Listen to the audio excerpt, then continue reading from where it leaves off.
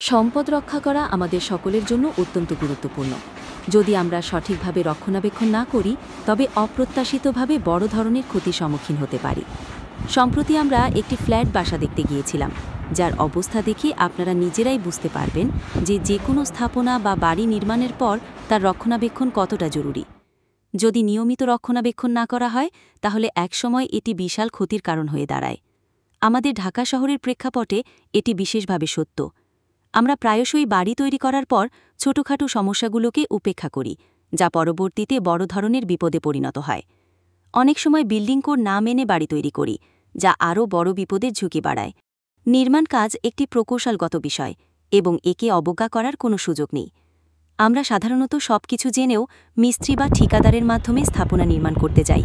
কিন্তু মনে রাখতে হবে, বাড়ির লোড ডিফ্লেকশন টেস্ট এবং কাঠামোগত পরীক্ষা নিরীক্ষা অত্যন্ত জরুরি। শুধুমাত্র পুরনো বাড়িতেই নয়, নতুন বাড়িতেও সমস্যা হতে পারে, যদি বিল্ডিং কোড মেনে তৈরি করা না হয়।